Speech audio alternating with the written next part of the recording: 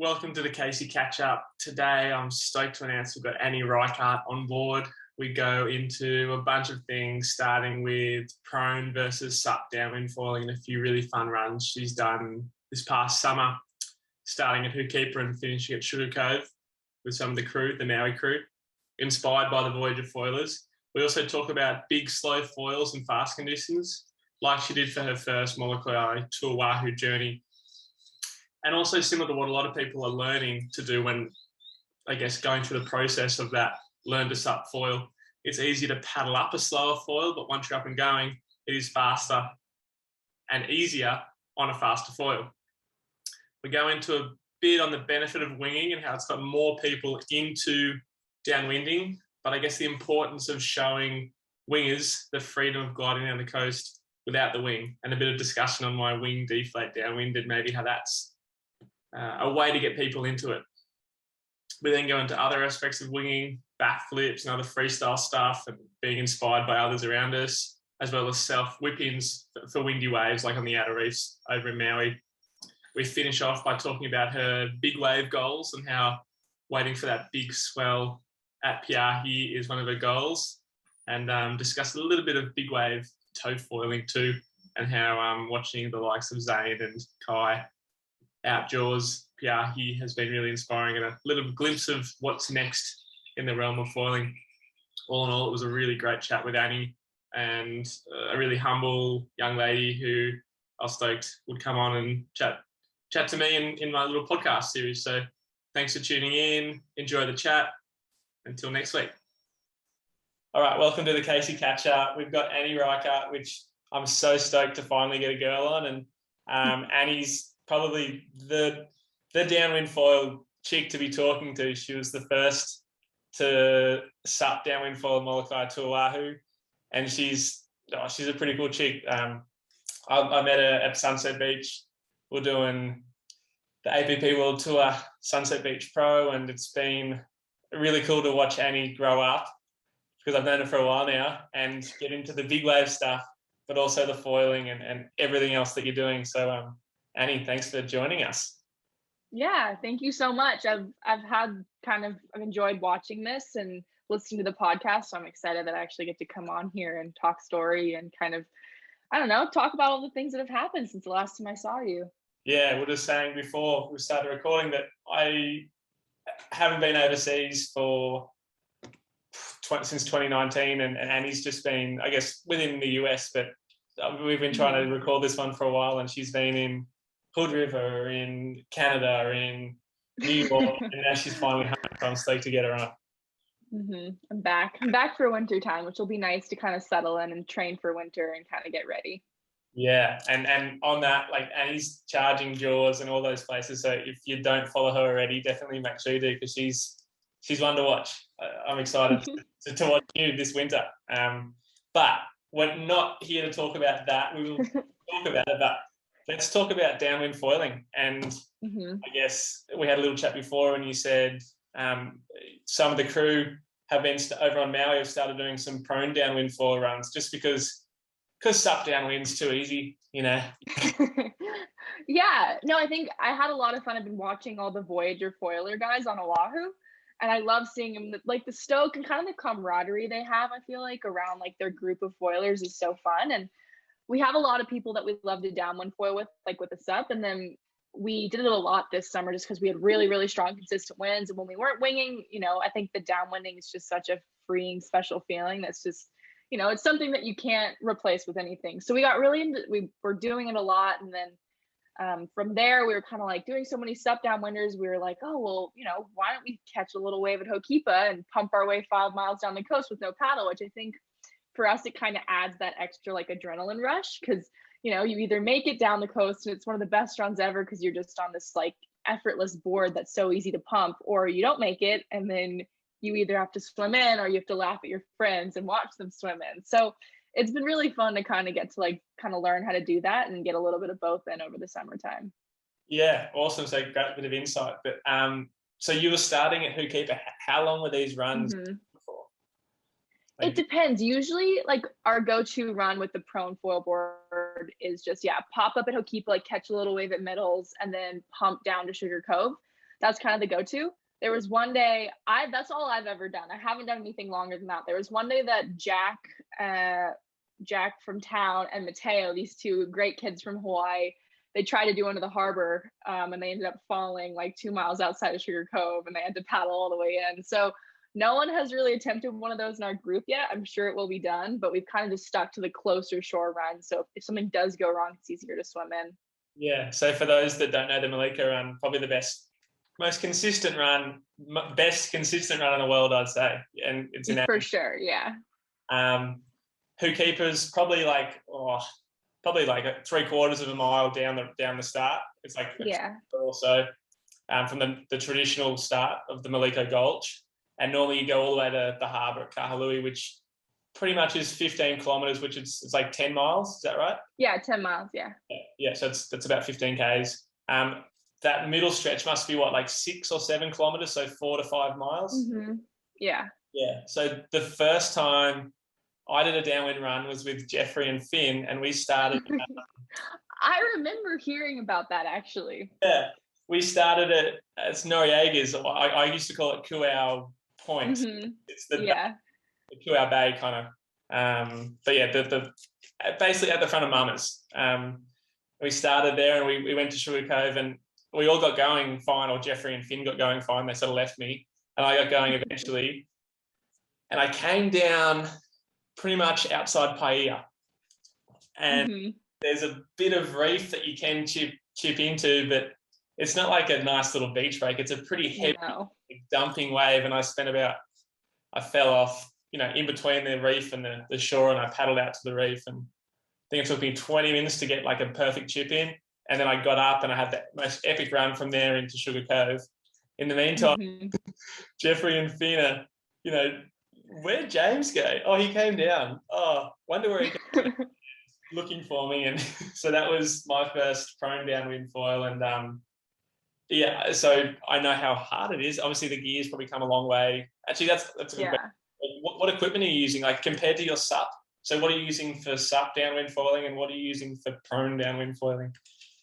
Yeah, so I'm riding my 4.3 KT board, which is like 24 liters. So it's on the smaller side. I have a 70 mast. So usually when I'm downwind foiling with the paddle, I'm using an 80 mast around that, or a little bigger. And then with that, I use a 70 just because, first of all, at Ho'okipa, I always end up hitting the reef with a little bit longer mast. And then I feel like it makes it a lot easier to pump with something a little shorter. So it just kind of like keeps it easier, like a little bit more in control, but it makes it a lot scarier because you have a lot less room kind of to make a mistake. And I've definitely come close to like thinking that I'm on my 80 mast, like feeling really comfortable, and then just like feeling that foil just like the tiniest bit from coming right out. And fortunately for me, now that I say this, I'm totally going to jinx it. So I'll definitely let you know, but I've actually never fallen on one of the pro runs before. Knock on wood. I said that for you. It's going to happen now. I'll swim in. But it definitely, like, I think like having that smaller mast, it makes it more fun, but it definitely adds that kind of level of like a little bit of uncertainty. And then on the foil wing, my foil wing I use is a little bit smaller, just because I think it's really, really fun to kind of be able to like surf the bumps a little bit more. And so the smaller wing you have, the easier it is. But I usually go for about like a 1,000 when I'm doing those runs. Which GoFull have just come out with an RS 1000, and they're finally the size is actually the square centimeters. So I know what you're talking about. So the RS, it's so weird trying to convert all of them. And like some are measuring span, some are measuring surface area.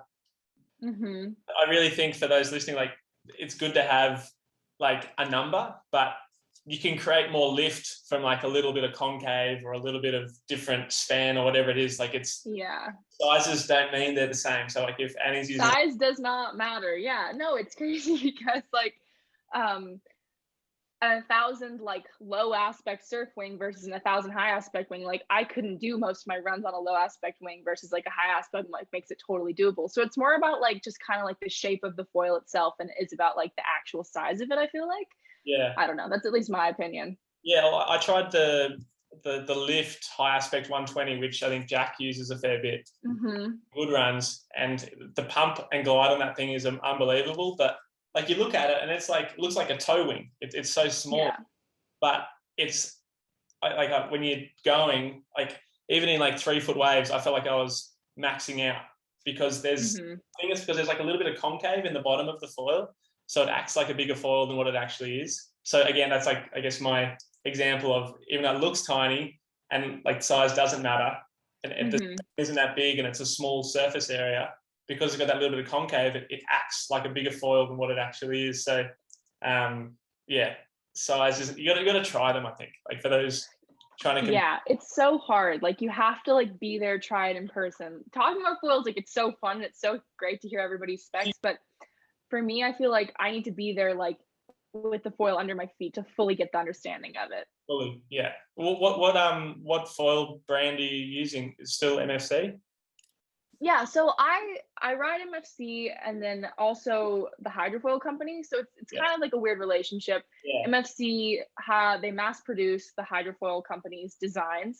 And so yeah, I kind of go back and forth between them. I ride each of their stuff. MFC has some wings that are just MFC, and the hydrofoil company has some wings that are just the hydrofoil company. And so I kind of jump back and forth between the two, and I get to work with Ridge Lenny and Carlos, this guy on Maui, and they come up with some really cool foil designs. And yeah, so there's like, it's kind of a cool group here because once again, I get to like test the stuff and put it under my feet instead of just hearing about it and kind of having to trust what people say, which has been kind of fun to be a part of that like test type of thing, and like kind of just like the R&D and development side of things. It's been exciting to kind of be a part of, just because I think foiling is developing so fast, and compared to any of the sports I've been a part of in the past, like I feel like every day some new brand is coming out with something so innovative and new that it's just like propelling the sport that much farther forward.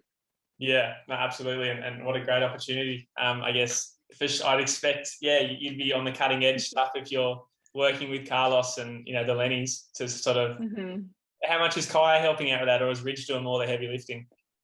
No, Kai definitely helps too. It's a group effort for sure. He's in there. Actually, I know he doesn't leave any stone unturned, Kai. So it sounds like I think any equipment he can get his hands on from any company ever, he is psyched to try it. That's just how he works. Yeah, I think that's a really cool thing, and that's something that I've been using GoFoil for like almost 5.5, 6 years, and like I love the GoFoil stuff. I'm so used to it, but I just this last month I was like, I should try some other stuff, and I've tried the new Axis wings, and I tried the new lift stuff, and it's cool to see. And for me coaching, I need to know what other people like, try to have that comparison. If I'm using a RS 1150, that is that's the same as a Axis, what is it, ART 999. Like there's so many different brands. Yeah, it's like, it's good to try, because the size isn't everything. Yeah. So, yeah, exactly. No, it's like learning a different language, learning all the different foil names. I feel like it's like, coding with computers, JavaScript and all that stuff. It's like taking that to that level of foils. so much, because there's a certain feel to it, and some glide better, some turn better, and tips and shapes, and there's a lot going on. It's endless, and I love it. I think that's like the beauty of it all, because there's just so many options. Like even if you have a foil you love, then like the amount of like shims and the way you can tweak it and where you put it on your board, like you're forever going to be like a mad scientist. No matter who you are, if you have a foil, like you're always going to be tweaking your equipment just to make it that much better, which I think is like kind of the beauty of it, what makes it so exciting and so fun. Yeah, well, okay, let's stick with that. Like what sort of equipment changes have you tweaked that have made significant differences for you for downwind, whether it be pumping or turning or any of that sort of stuff? Is there something that stands out to you that? Yeah, I've experimented a lot with length of the fuselage, just because even if I'm not going 100% for speed sometimes, at least for like on the enjoyment side of things, I find the shorter I go, even though sometimes it can be a bit more work and you might have to move your foil, like the mast up a little bit further, it adds just such a fun level of like just surf. I feel like you're on the wave or not the wave, but the bump, and it just makes it so easy to cruise and glide compared to like with something a little bit longer, it's a little bit more of like a stiff straight path. So I think in speed terms, it's a bit better to go with something maybe a little longer, but for me going like, on a typical Maliko run and having fun with friends and using something a little bit shorter, it makes it really fun to just cruise and enjoy it. And it feels like you're just able to like rip every bump as much as possible. Yeah, no, I totally agree. And I guess because I'm coaching people to learn to downwind, one of the things that I use, originally I was just like, nah, you got to go longer fuse because it gives you that little bit extra glide and a little bit extra like stability in your pump. For me personally, when I was first playing around with fuse length, or it was just it's just tail pedestal length, which is kind of the same thing. I've found that with the shortest, tail length or fuse length, I would fall off maybe once in the really messy conditions. So like when it gets really messy, like towards the harbour or, whatever downwind run you're doing, versus the longer fuse, I found I would be able to glide better on those wobbles. It would sort of smooth it out. Conversely, the wobble, like that sort of twitchiness is so fun for surfing. So if you got epic bumps and really clean line, the short fuse is so fun. Like you said, it's so fun to surf. Whereas, as I said, a little bit more work because you got to pump like it's like a higher cadence pump, but the turnability, it just makes it like going from like a longboard to a performance thruster. It's exactly. And it's so fun that like just that one little like amount of, fuselage on the back will make that much of a difference. And I feel like it's cool too, because it's really fun to like bring a setup that you might just absolutely love for one location, like, and then take it to somewhere else in the world where downwind foiling is just as big and try and kind of figure out if your setup's going to work in that sense too. Because I think that's kind of the beauty of it. Like it might work here perfectly, but it's not going to work everywhere else. Yeah, that's a good little segue. So you've just gone to Hood River, and that was it was more like a winging and kiting sort of event, wasn't it? Yeah, it was AWSI. It was kind of like a dealer meeting there. Yeah. And so it didn't look like it was that windy while you're there did you get a run in? No, so I had an evil plan. That was my like goal. I really wanted to get a run in, even if it was like a prone run of some sort. We'd take jet skis out or attempt to do a rock start of some kind. But unfortunately, the conditions didn't really provide us with anything. We had 2 days of wind, but I think it needed to be blowing a little bit longer for the bumps to be any good. I was bummed, but I remember I did a downwinder there when I was like first got into prone or to like SUP downwind foiling. That was the last time I was in Hood River, which is probably like 2 years ago. Before that, right before everything, I think probably right before we did Red Bull Heavy Water together.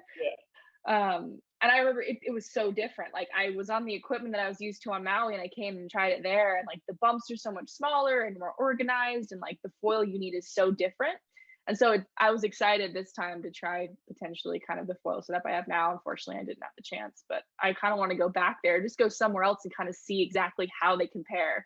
Yeah, because it's always interesting when I chat to Alex and Dave about the go foil gear, because the conditions, obviously, a Molokai run it's a pretty quick run, and Dave's at these times he's like, pretty close to 30 k's per hour, like, for his fastest crazy split. And here I'm like, well, I did one that was like close to 28, and he's like, oh, that must be good conditions, because for you guys, and we do get good conditions, but it's even like we get south winds and north winds, so depending on, generally one's quicker than the other, but I don't know anymore because I just did my fastest average speed in the northeast run, where it's normally the south run that's quicker. But yeah, I don't know if you would have done a few Peahi runs, Molokai versus Peahi, I'm sure. Are you using the same equipment, or are you like trying to use? Usually, yeah, it's weird. Usually I do use the same equipment. It's really hard to tell because from Peahi runs, like you don't get to drive up the coast and check it, versus like a Molokai run, you get the entire coastline to go and see, and you check it from, the harbor all the way up to Hokipa. So with the Peahi run, it's kind of more of a guessing game. Like, is it going to be windy at the end? Am I going to get stuck somewhere? Are the bumps going to be good enough at the beginning? So usually I stick with the equipment that I'm used to and just use what I always have on the North Shore. But there have been a couple of days where I've gone a little smaller and used something, and it feels really, really good. Yeah. So it's really interesting. I think, like for me, it's because you'd find the same Molokai run, but like you can go out and you guys are spoiled because it's usually not winds, and if it's 15, you're like, it's not even windy today. There's hardly white cap. We're going out here in Sydney a lot and around the world, people go out when it's not that windy. So like I'll kind of think about using, like for me, foil size, I have like my like bay run kind of just wind swell sort of speed, and then I've got my ocean run, a little bit of swell, then I got my howling, like sort of super windy with swell equipment.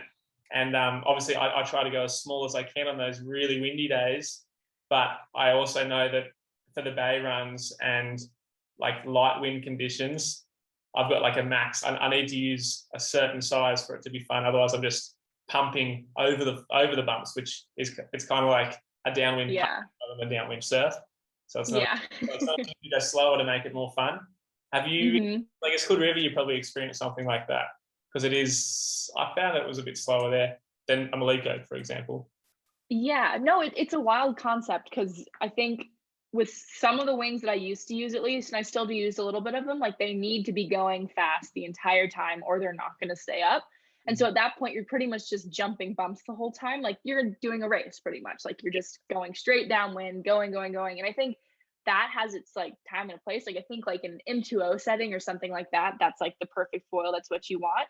But for the most part, you know, we haven't had an M2O in 2 years. I'm going out there and I'm like want to enjoy the conditions. And I don't want to just like, you know, hop bumps and go straight to the finish line. Usually I kind of want to, of course, go as fast as I can, but also enjoy the, you know, the conditions we have. So I definitely have found myself kind of like, although I have foils that might perform better in some situations, kind of reverting back to those foils that I know are going to perform so well and they're going to stick with the bumps and I'm going to be able to kind of stay in that little tight area that I can still just kind of enjoy and cruise. And it was actually really funny, like in Hood River I did the stern wheeler, which is like the boat in Hood River, and it makes like a really, really big wake behind it. And I found that surfing the stern wheeler reminded me exactly of downwind foiling, just because it's like that perfect, probably like need a waist high bump and you're just endlessly surfing it. And it was really fun to be kind of able to like train and practice in my mind on a flat water, you know, glassy setting, kind of to think about the downwind side of that and kind of like prepare myself when I go back into the wind and the downwind side, kind of like how I'm gonna, you know, improve and how I'm gonna like take those next steps to just really like, you know, work on the surf side of that. Cause I think that's what makes it so fun for me. Yeah, for sure. I think let's go into like Molokai, I guess, racing downwind, but and into like, I guess the almost like a wave pool, you know, a stern wheel. Like imagine if you bought a stern wheel, that's way cheaper than building a wave pool, and you just drove it up. Yeah, exactly. You're ready to go. Yeah, I quit everything. I just do that. Seriously. But yeah, Molokai to Oahu, and I guess races, because so those who don't know, Annie was the first woman to foil across the KV channel. And I remember that year because you were actually all geared up to race your stand-up, and Kai, Annie, you should. So talk us through, that's going to be a great story. So do you want to tell us about that whole experience? And you've done it twice now, so. Yeah, for sure. It was hilarious. He always ends up talking me into things that are potentially dangerous, always fun, and they always play out well. But so what happened was, I was training for my first M2O solo. I had done it a couple years previously on a relay, but I was training to paddle it on a SUP race board on my 14-foot board. And I was excited for it. It was really fun. And about a month and a half prior to that is when I learned how to downwind foil. And so I was only downwind foiling for about a month, or I'd say like a month before that probably. And so I'd done 2 harbor runs on my foil. That was it. I'd done a bunch of Sugar Cove runs. I was downwinding a lot with Kai and Cody and Jeffrey and Finn Spencer. And we had a fun Maui crew, but I never really thought of it being like something I'd spend a lot of time doing or ever racing in. And so I continued to put a lot of time into the training of my race board. And then about 2 days before we were heading over to Molokai to do the race, I'd had my board all set up, whatever. Kai called me randomly and he's like, hey, like, I have this crazy idea. I think you should foil M2O. And I was like, yeah, right. Like, I don't know what I'm doing. I haven't done this enough. I've done like 2 harbor runs. That's it. I need to do 3 in a row to like come anywhere close to simulating what M2O would be like. And then I kind of thought about it more and he kept texting and badgering me about it. And I was like, oh, you know what? Like, I feel like if I give up this opportunity, because it was the first year that the guys are in it too, I'm going to be bummed. And so I was like, okay, well, I'm just going to bring both my 14-foot board and my foil with me and then decide over there. I was like, I'll continue my indecisiveness. I'll kind of let it play out and see how it happens. And then pretty much an hour before dark, I'd say the night before the race, is when I finally decided. I like went up to the event organizers. I was like, hey guys, like, can I change my entry? I'm going to foil it instead. And they're like, oh yeah, of course, go for it. Kind of looking at me like, do we think she's going to make it across the channel? I don't know. And then changed it and set all my stuff up. I was definitely like, I think if I was glad that I didn't really think it through too much. I was like, I'm going to go for it. I'm going to do this. I if I don't make it, I'll paddle my way across the channel, whatever. And yeah, it ended up being amazing. It took me a while. It took me like 5 hours, which, it was painstaking. And the setup I had now, I mean, of course, how far foiling has come. Like, I think what I do it on now is just so much more high tech than when I did it on then. But I was so happy when I finally crossed the finish line. I felt like I like deserved to cross the finish line. It was such like a brutal, grueling race. And yeah, I was really happy that I ended up doing it. So thanks, Kai. Glad I listened to you. And I remember being there, and there was chatter that Annie was maybe going to change her craft, but I didn't know that you hadn't supped it before. So you'd only done SUP, and you're like, oh, this is the year I'm going to SUP paddle across the channel. Yeah. So I spent so much time training. Yeah, I'd spent so much time training for it. So I was like, oh, I put so much time in. And then, Kai's little voice in the back of my head was like, you should foil it. And I was like, it's really fun. I probably should go for it. And, yeah. And it was, and I guess it wouldn't have been wasted training. All the time you spent on the race board would have for sure helped. How much foil? Talk us through the race, because for those that have only foiled a month, that would be, that's a pretty long way to foil. You're doing 52 kilometers, and I know the beginning, it was a pretty good year wind-wise, but the beginning was pretty. Yeah, I paddled for about, like, I'd say 5 minutes or so before I got up, just paddling. And Kai and Jeffrey, because I've done it twice now, so it's hard to remember the first year a bit more, but I believe Kai and Jeffrey just got up and they were gone. Like, they flat water pumped up, and I wasn't anywhere close to being able to do that. So I was like, oh, okay. I kind of just started paddling, and then eventually hit the bumps and got up. And with that race, I came down a lot. Like, the foil I was using, it was really slow, so the bumps were actually faster than me. So I would kind of pump, a bump would like come, I'd fall off the back of that one, and I'd have to like pump and then like kind of ride the top of that one until I fell off the back again. And so it was the opposite of what I was used to. Usually you're riding the bumps and you're going in front of them, and it was kind of the opposite of that, just because the swells were so big and my foil was really big and I wasn't able to keep up. So I came down a lot. China wall was just brutal, just because of all the backwash and all that stuff. And then right after China wall, I just gave up, paddled all the way in, on my stomach, pretty much, just head down. My dad was trying to cheer me on from the escort boat, and I was like, Dad, I love you, but please just leave me alone. I'm like not happy right now. And then crossing the finish line, of course, like the endorphins and just the release and seeing everybody and the fact that I made it just made it all worth it. But it was like a race of a lot of emotions. I remember like sitting on my board at one point, like middle of the channel, drinking some water and eating something. And I was like, what am I doing right now? Like, I could be paddling, I could be on like a big board, instead I'm floating on this tiny little like toothpick of a board in the middle of a channel. But I think that's just what made it like more special, more rewarding. Yeah, once you finished, like like that's literally in the deep end. That's the deep end. Yeah, exactly. I'm like, I jumped right off the deep end. Great. Yeah. But I guess, okay, so this is actually really good, because I've had some of my people I'm coaching that I always tell them to start on a bigger foil, because at least when you're paddling your SUP, at least you can get up, on your SUP foil. No point going too small a foil that you're never going to get up. So you were using a pretty large foil by the sounds of it. And one of the things we spoke about earlier was matching the speed of the swells with your foil. Generally, when you're first starting out, the foil that you can paddle up isn't going to match the speed of those swells. So like you to Oahu, probably a lot more pumping and probably a lot more technical work. So I sort of explain it as like an S turn. So if I'm, these are the two swells, I'm not going to be able to keep up with any of them. But if I start here, I actually want to come across and sort of milk all the speed out of it. And then I almost want to pull off this one and go across the wind. So I allow this one to catch up to me.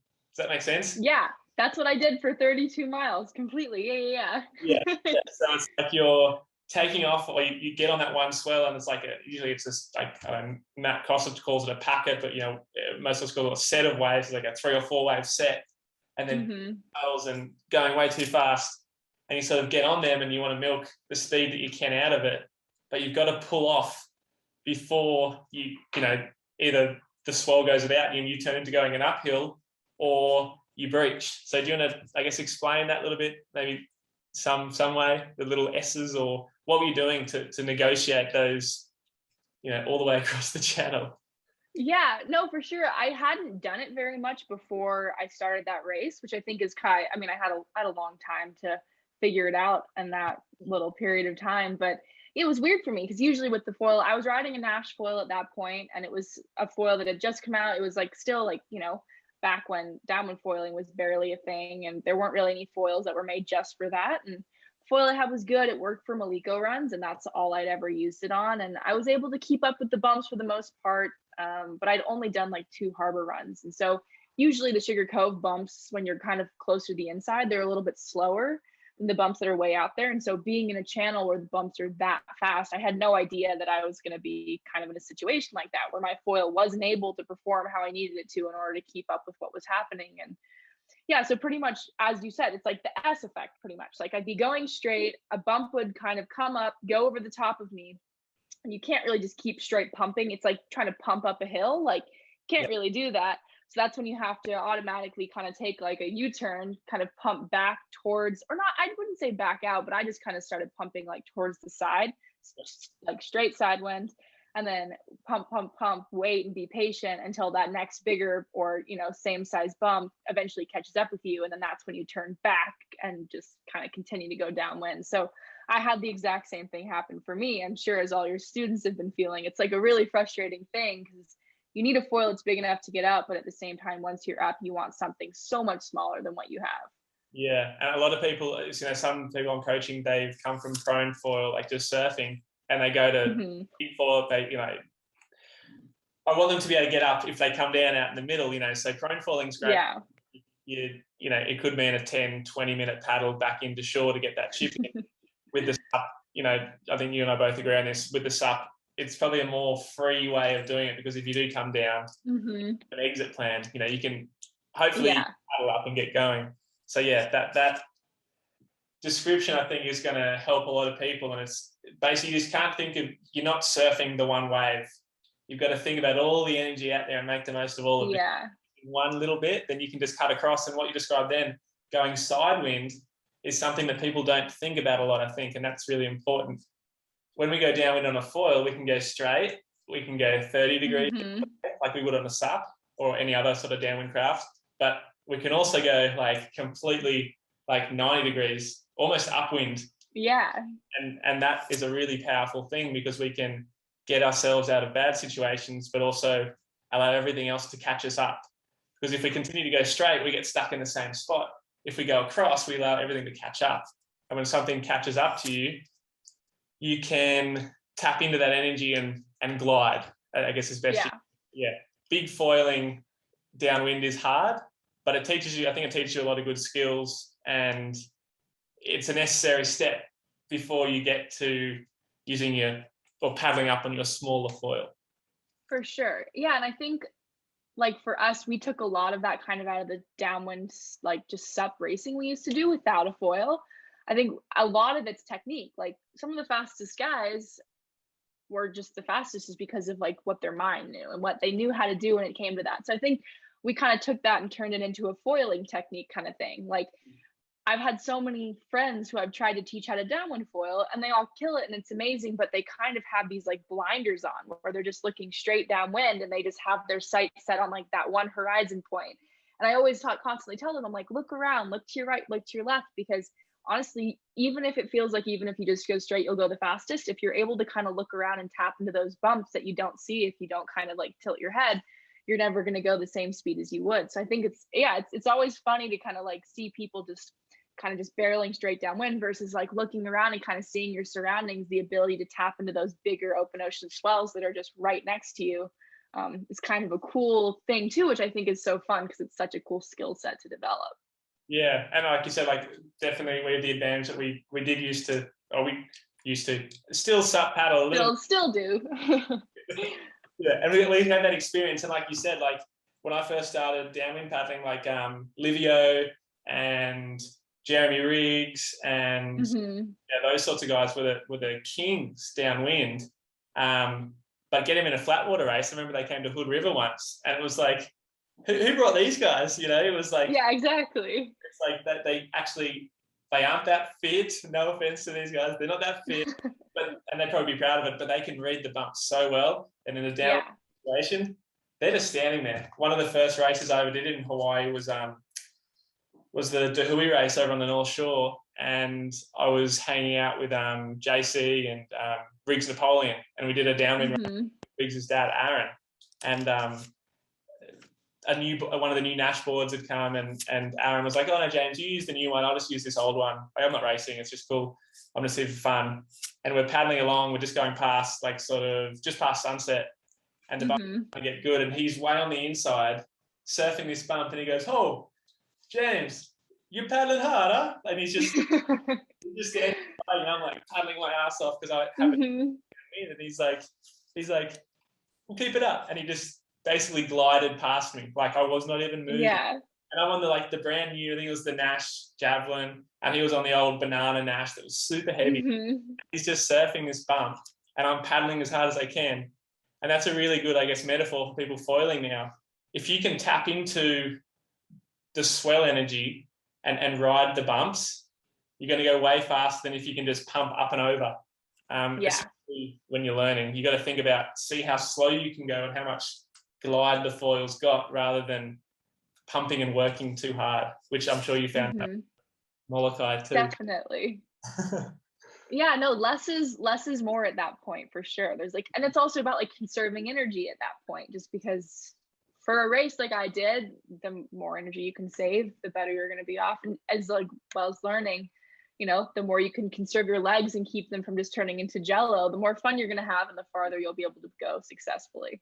Yeah, and it's, I guess, with your Molokai runs, an awesome place to sort of work on that. But anywhere where if you've got a foil that's going to fit the speed of the swells or the wind chop or whatever it is that you've got, if your foil fits the conditions, you shouldn't have to work as hard as you think you should, especially when you're learning. Exactly. Yeah. So tell us about your second M2O experience and how that was different. Yeah, so that was exciting too, but I think I came into that knowing I was going to do that.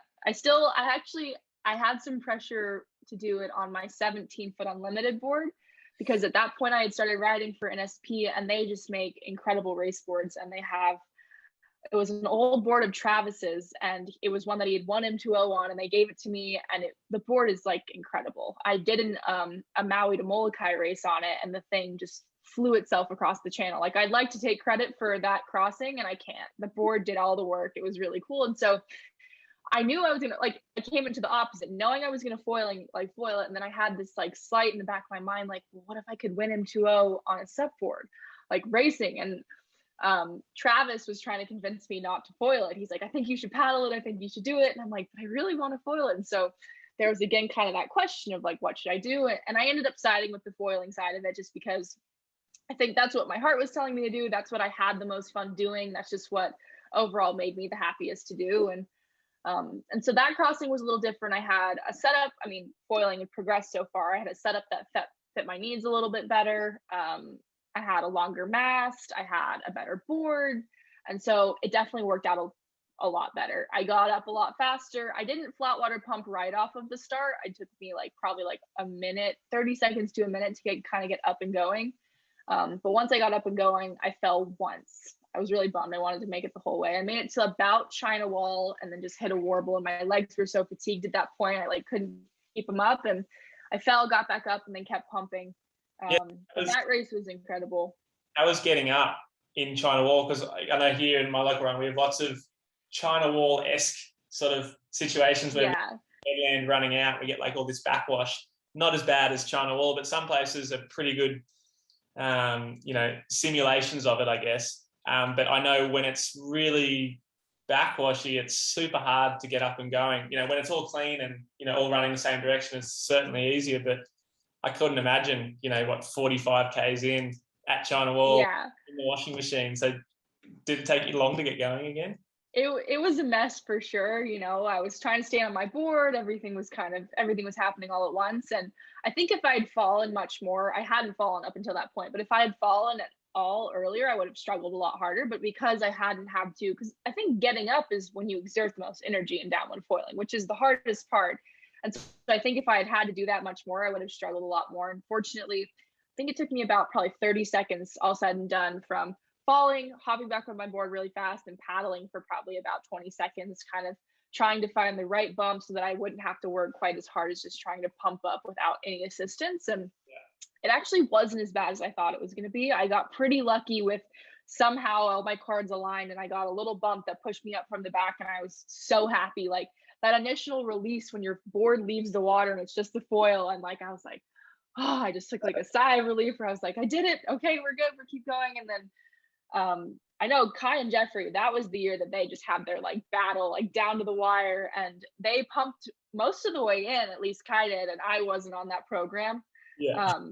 It was really fun. This race was different because I was with all the other foilers. The race before that, there were less, and I didn't really see anybody. But this race was fun because I was kind of going back and forth with a bunch of different foilers out there. And me and my friend from France, Alex Becquerel, we ended up paddling in side by side all the way to the finish line, which was kind of fun.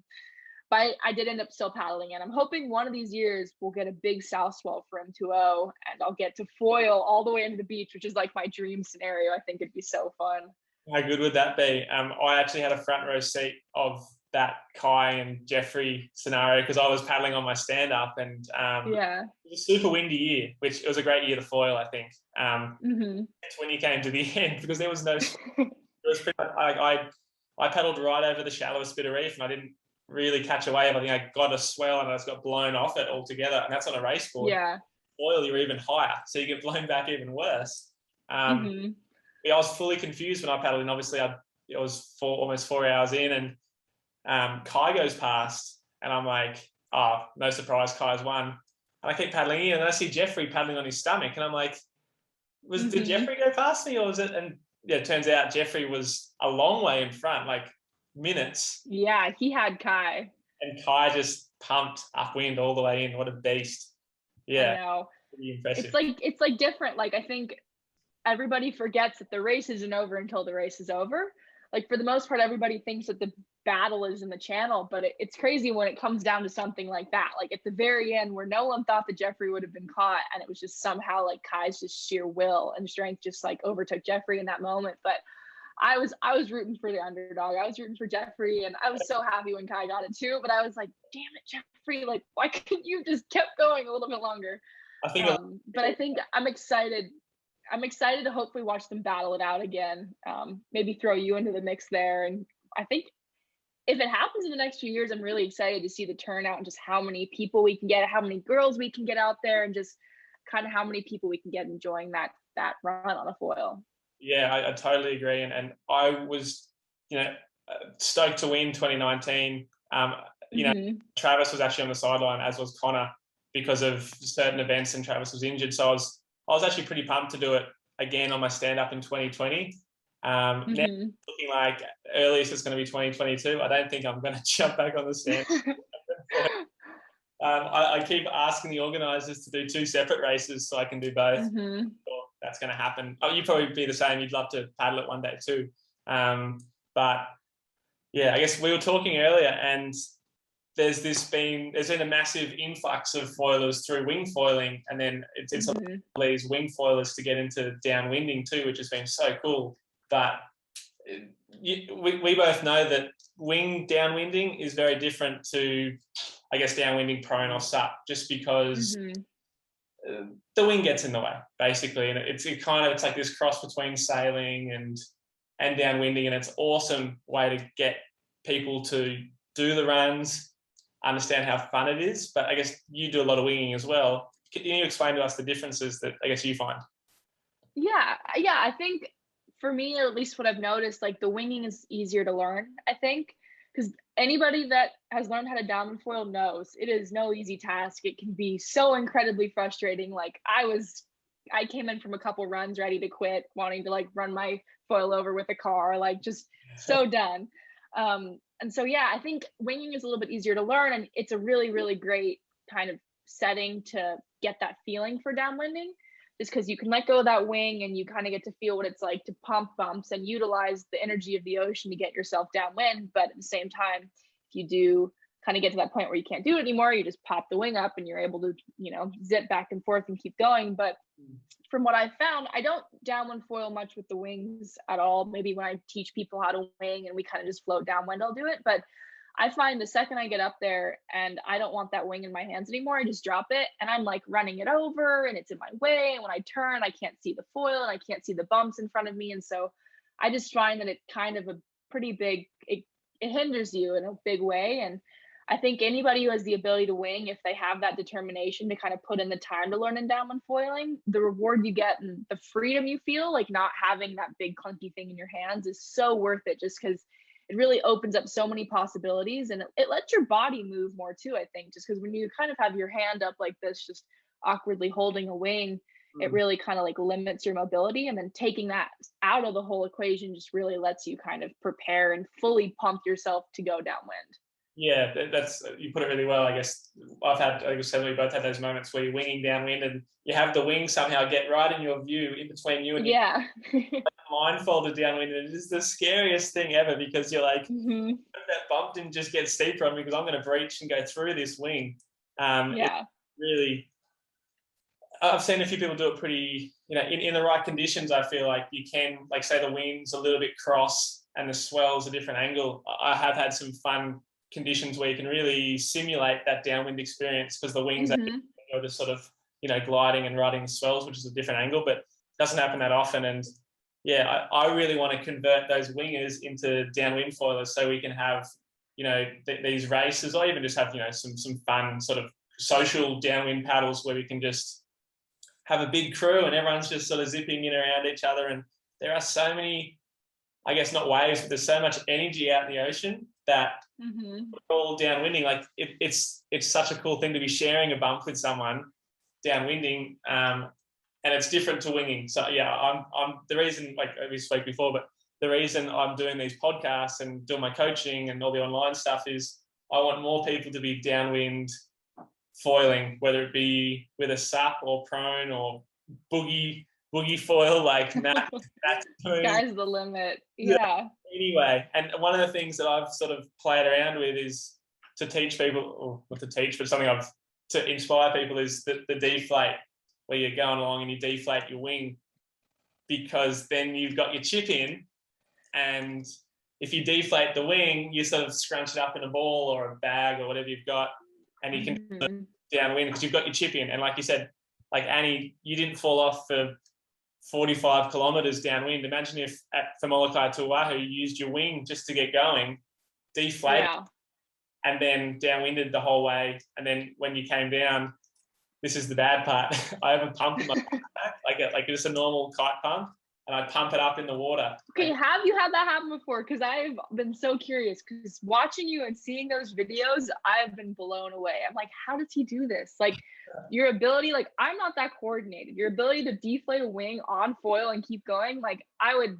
do something wrong and I'd end up in the water, like, drowning in my wing. But it's so impressive to me. It's not as hard as you think. So the way it came about, I guess, was I was there's a few reasons. Our runs here, the swell and wind always push us on, like, onshore. So by the first time I did it, I just winged way out to sea, like sort of 3 or 4 kilometers, so 3 miles, and I just deflated and I'd wrap the wing up and put it in a backpack and I'd have a paddle and I'd paddle up. And that was cool because it'd be like the perfect downwind run because you got the good angle. So you're just going straight in with everything.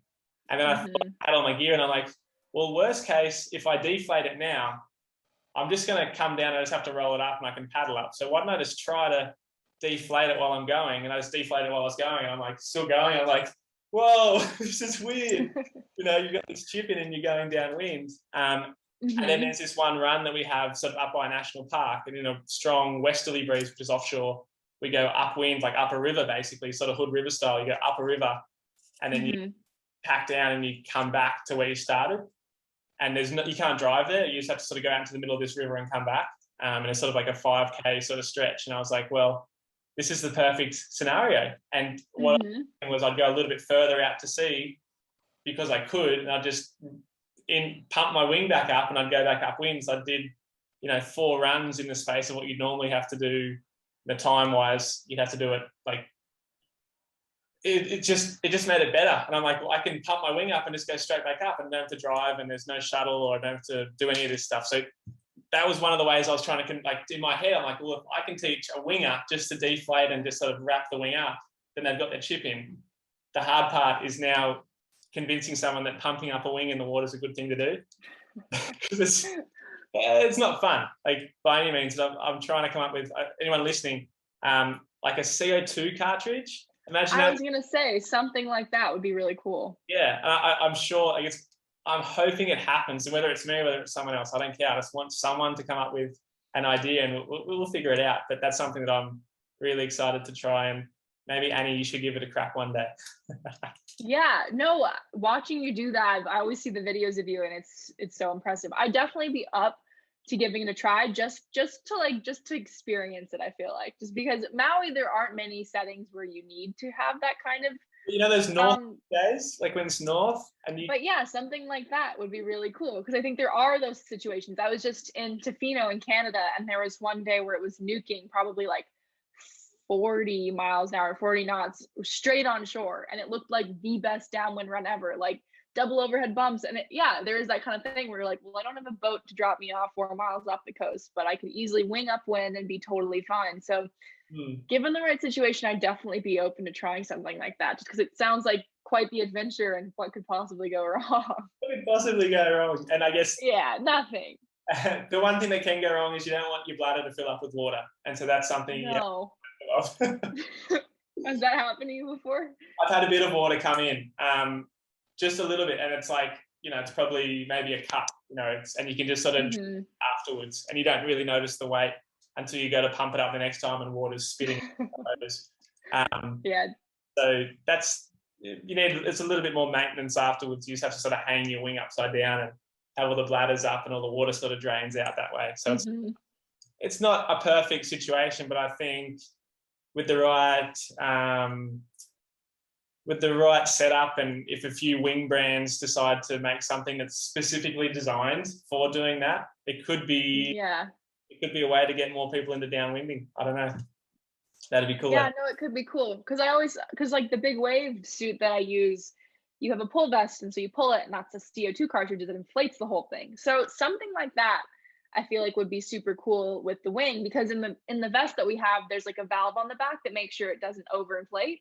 Because if you have, a huge inflation, eventually it's going to pop if you put too much air in it. But I think like if you have like a vent in the back that it released some of it, so that you don't inflate your wing too much, it could be really cool. It'd be an expensive downwinder. It'd be like $15 per cartridge, but I think it could be really interesting to develop something like that. Yeah, I think you're right. That maybe the price will come down when more people do it. Yeah, we'll figure it out. But like an emergency, like last resort type of thing, you pull out your wing, you pump it up, and you're good to go. Yeah, because best case scenario, you don't come down. You deep once and you'd go the whole way, which is kind of, on a Molokai run, hopefully you're not coming down at all unless conditions are really bad. Actually, I've just thought of something, and this is worth. Do you remember that run you, Bant, and I did with Norm's jet ski? It was a prone. Oh my gosh! And we left you at friggin' Pier 1 for like an hour. Yeah, I remember that. That was the first time I'd ever been like foil downwinding at all. Yeah, just early days, and Bant and Annie invite me to come on this sort of downwind prone run and prone foil run, and I was like, yes, super stoked. We basically, Bant's dad Norm was just whipping us into swells, and you just keep going until you came down. I guess I was a little bit longer than you guys, because I went pretty much to Pier 1, like prone, didn't come down on the Eva, the original like Go Foil Eva.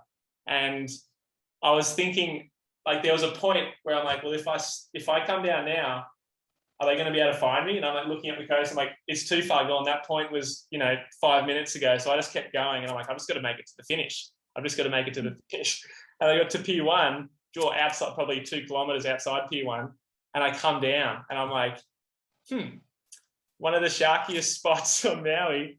And and then, long story short, you guys drove past probably 20 minutes later, and I'm like waving. I'm like, I'm over here. No, I remember spotting you. We were looking, and I was like, pretty sure we just killed James. Like, he's not anywhere to be found. And what happened was Bant was going fine, then they switched, and it was my turn. And I had no idea what I was doing. So I was just floundering in the water, and then eventually I gave up, and Bant kept going. Yeah, I remember we were like, oh, he definitely made it all the way, hopefully. Like, otherwise, we have no idea where he went. It was like getting dark, the sun was setting, and then somehow out of the corner of my eye, I looked, and you were like closer in than we were. So we were like about to go into the harbor and just leave you. And then I saw flailing arms. I'm like, that's James. He's still alive. He's still there. And yeah, I can't imagine having to like sit there. I would have had a heart attack sitting in that water for, 30, 40 minutes like you did. Definitely didn't seem like the ideal location. Yeah, I was preoccupied in my head. I'd given up on you guys because I'm like, well, they'll take as long as they need to. I just have to make it in by myself. And if I can get a wave at Pier 1, I can just foil the rest. Mm-hmm. And I think the reason you saw me, because I got a chip in and I got up and I was waving, maybe. Yeah. And if I hadn't gotten up on that wave, I probably was just going to have to paddle in one, which isn't the end of the world. But yeah, sun setting, it was getting dark, and I had paddled in a long way. I was on the. You don't want to do the paddle of shame, though. Never want to do the paddle of shame. No. Common theme, I guess, with me going on downwind runs, with you or the Spencers. Mm-hmm. You got to pay to play. It definitely happens. I've paddled my fair share of runs where I did not want to be doing that. And multiple Maliko runs have been struggled, just no foil out of the water, just slowly trudging to the very end. Yeah, it's not much fun. I want to finish with a couple. Well, I want to talk to you a little bit about winging, because you're killing it on the wing. I've seen all your photos of you doing the big jumps and sort of wing surf foiling too, and that's something that is getting bigger and bigger. And I guess it's worth. I've got you on. I may as well ask you about it. Tell us about, I guess, your winging journey as well. Yeah, it's been really, really fun. I think when it first came out, I didn't really think it was going to be anything. I was like, oh, this sport looks really fun. It's kind of like a weird niche kind of within foiling. But to see where it's like gone, it's just been amazing. The first time I ever tried it was like one of Jeffrey and Finn's slingshot wings. And then eventually I got onto one of the Ozone Wasp wings, which is like what I'm using now. That's what I still use today. And yeah, it's been really amazing. I think I've never really had like a wind sport other than the downwinding growing up. I never really had like an actual wind sport, like a kiting or windsurfing or anything like that. I'd taken lessons when I was a kid, but I never like mastered any of them. So it's been really fun to kind of have something to turn to when it is windy and I don't want to downwind, to like kind of work on and put time into. And that's what winging was for me. And it's grown so much. I think like watching Jeffrey do the backflips and Tituan do the backflips and Kai and Ridge and all these guys just take it to the next level is really cool. And it's gone so much further than I ever thought it would. And yeah, not only does it open up like the freestyle side of things, like the backflips and the front flips and the jumps, but it's also opened up so many doors for the surf foiling side of things. Because here in Maui, like the winters are predominantly just so windy, and we have these outer reefs that are usually unsurfed. I mean, unless there's like a couple like windsurfers or kiters out there. And when it's super windy, we will wing out to them and just, we'll catch like 30 waves in like a 30-minute period just because you're just nonstop. It really cuts out that like paddling middleman. And it's been really, really fun because I think you can just, although as we discussed earlier, like having that wing in your hand does add that level of frustration. I think it's worth it in that situation just because of your ability to like, you can turn right around, whip into the next wave, the next wave, the next wave. And just being able to kind of, catch so many waves in such a small period of time is so cool. Yeah, it's like a self whip. It's like having your own jet ski. Exactly, yeah. Throwing yourself into these waves, and it's windy, but you're using that wind to your advantage. And like you say, the wing is a little bit of a nuisance. Like if you could tow yourself in and then not have the wing, that'd be awesome. But you wouldn't be getting those back-to-back waves. So I feel like on a wave, the wing behaves itself a bit better than when it does when you're downwind, because you're getting pushed sort of the same direction. I don't know exactly why it is, but to me, the wing doesn't flip out on you as much when you're on a wave, whereas when you're downwind, because you're going all those different lines and different angles compared to the wind, it messes it up, the experience up a little bit. I'm loving the wing surfing in particular. I haven't done much of the freestyle stuff.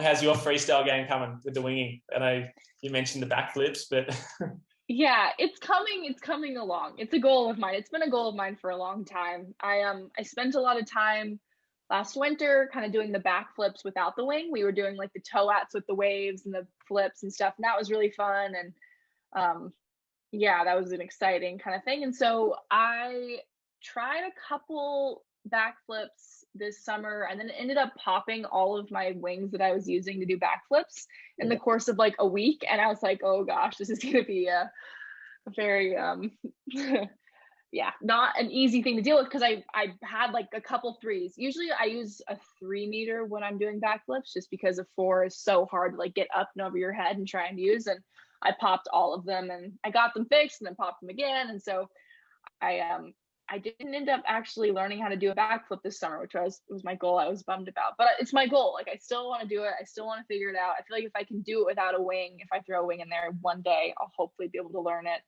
I have like the best guys trying to teach me how to do it. So I feel like I have all the necessary components, just a matter of me getting it together and figuring out how to actually do it. But it's a goal. I'd love to do it.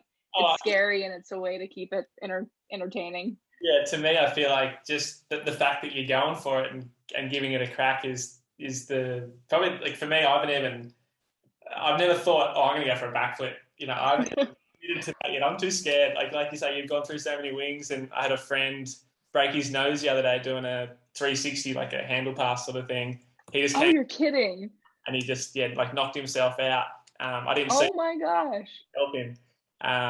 Shout out to Dan and Jace. That's so heavy. Poor guy. I hope he's doing better. Yeah, that put me off even more because this guy's quite good at freestyle stuff, and he always badges. Yeah. Come on, do a few jumps, and I'm like, I got no straps on my board again because I don't want to do jumps. Mm-hmm. So I've sort of, you know, the winging I kind of try to keep to on the wave, but I know even Marcus just landed his first sort of 360 earlier in the week, and he's saying, he's like, you got to try it, Jimmy. You know, I'm gonna tell you now, it's not gonna last. You're gonna get the bug, and you're gonna be like, I'm just gonna put it on once, and then you're never gonna take the foot straps off again.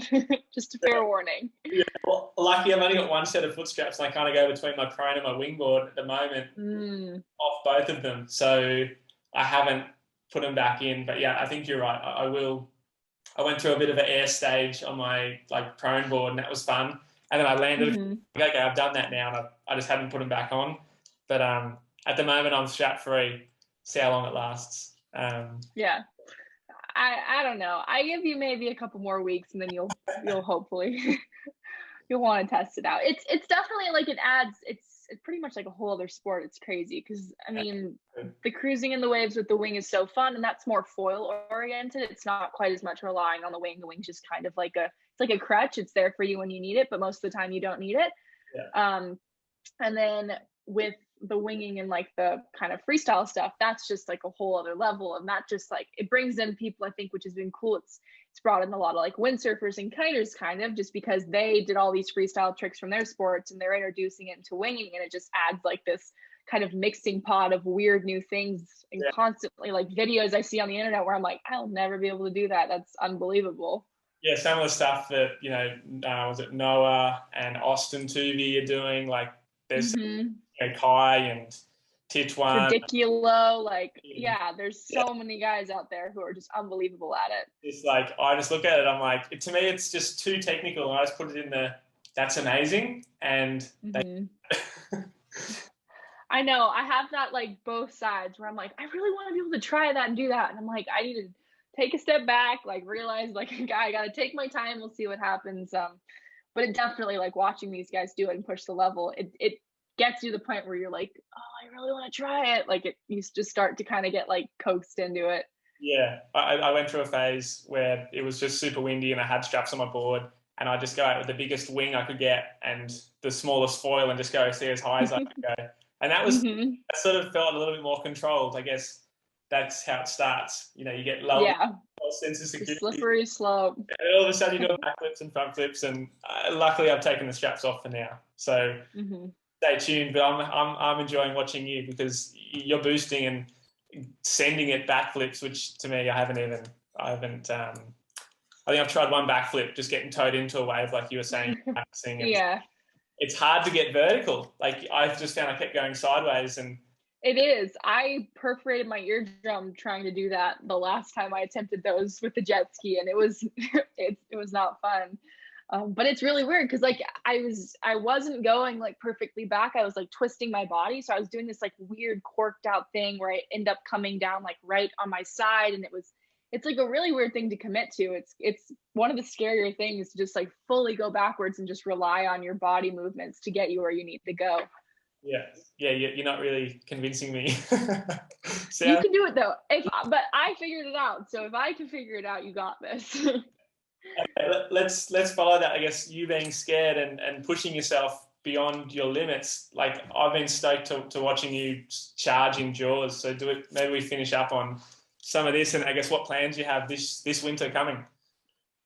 Yeah, I mean the big wave thing. It makes me excited just to talk about it. I've like watched Jaws since I was a little girl, and I've always wanted to be out there. And getting to surf it a couple years ago for the first time was amazing. It's been a dream of mine. I think that's kind of been like my biggest goal out of all of my water sports. That's what I've always wanted to do. Surfing big waves has been something I've been passionate about, just like watching and seeing from a young age. And the winter before last was when I kind of like surfed Jaws for the first time, like consistently surfed all the swells. And then last winter I put in a lot of time. I was out there every time it broke, and not just towing, but paddling, and kind of, just trying to put my time in out there, not really expecting big results, but just wanting to be out there for every swell and learn from the people out there, learn from the wave itself, and just learn from being in that environment. And yeah, for this year, I hope for more of that. I hope for hopefully better waves, less wipeouts, kind of just enjoying the experience and learning it. I think like big wave surfing for sure is like, it's kind of like a long run type of thing. I'm in it for the long run. I kind of want to see myself succeed, hopefully over the course of the next few years. And yeah, I think just looking forward to pushing myself in both the towing and the paddling side of things, and then maybe throwing in a foil somewhere in the mix there. We'll see what happens. Yeah, that's something that I guess I'd thought about a lot for a while, but I'd actually sort of forgotten more of. But like the foiling in big waves, you're probably at the forefront being in Maui, because all those things sort of seem to happen in Maui first. Mm-hmm. How much of the small foil big wave towing is going on over there? Do you think that's going to be something that's seen more this winter? Yeah, I think it's been pretty cool because there's a lot of days on Maui where Jaws is glassy it's glassy up at Peahi, and there's big waves down the coast, but it's either just capping or like just not breaking. And it actually makes Jaws, it's a really, really fun just tow foil wave. And so I think there's actually quite a few people that like the Go Foil crew will go up there and they'll foil it like that. And so, yeah, I think it'll be really exciting because Kai and Zane, I think they're the two that have foiled it when it's big, but it'll be kind of cool to see if other people get into it because it's such a different side of foiling. Like the setup you need for that kind of thing is just so like polar opposite to what you ever look for in a surf foil or in a downwind foil. I mean, you want a wing that's like this big and a mast that's like, 8 feet tall so you can keep yourself underwater, from popping out of the water. So I really hope that that's kind of explored more, because I feel like on a speed level and on kind of just like an extreme level for foiling, that's kind of as far as you can take it. So I'm excited to see what happens. I hope I can maybe, try a couple of those foils, because I've never been on a foil that's designed for something like that, and just mess around and see exactly what is possible. Because I feel like, there are some big opportunities out there. It'd be exciting to see what happens. Yeah, I really think that's kind of the final frontier, or next frontier, maybe not final, because come up, you don't ever expect them to, but like, winging, downwinding, surf foiling, and I think the big wave stuff is something the foils haven't really been designed for. But theoretically, like you look at America's Cup, they're going so fast, and is any surfer going as fast as that? Like, you know what I mean? So if we can design a foil that can go faster than a surfboard, which, I think still surfboards are probably going faster, like down at Nazare, they're probably going faster than the foil is. So if you can design a foil that can go faster than a surfer, then all of a sudden the big wave surfers, I think, will be using foils. Like imagine like big Jaws when it's windy, you tow it with a foil or Nazare or something, and all of a sudden, because you're going faster than the wave, you can attack it like, Kai and, Lucas did at Nazare. Rather than just hanging on. Yeah, so it'd be interesting, I think. It's all, you're the front row seat. No, I think at that point only time will tell, but I agree. I think it'll be exciting to see, because I think there's so many amazing people out there in that lineup of Jaws, and it's been really cool to see all of them really kind of just like, I think there's a lot more people out there that are doing multiple sports in that lineup. For now, the small step of a lot of the paddle surfers are getting into the tow-in surfing, and you know, there's so many windsurfers and kiters out there that'll switch on and off. And so it'll be exciting to see if any of them take that step to the foiling, where, you know, they'll switch out their gear and they'll try a foil and see exactly what happens. And I think that is coming down the road, and I'm excited to see exactly what people get up to out there, because hopefully it'll be crazy. I'll be entertained, fingers crossed. Yeah. Hopefully you're out there doing it with them, because I think, you know, it's that too. That'd be amazing. I think we finish up there. It's been a great chat, Annie. Thanks so much for coming on and sharing, you know, all your experiences and knowledge. And it's been a pleasure to chat to you, because you know, you're only young, but you've achieved a lot already, and I'm excited to watch, and hopefully I can get over to Maui sometime soon and we can get out there for a downwinder, or maybe you can show me the lineup at yours. Perfect. No, that sounds great, James. Thanks so much. It's been nice to hear your voice again and connect back and talk about, old times and hopefully exciting things to come. Yeah, that's it. Yeah. So once again, thanks, and we'll touch base soon. Perfect.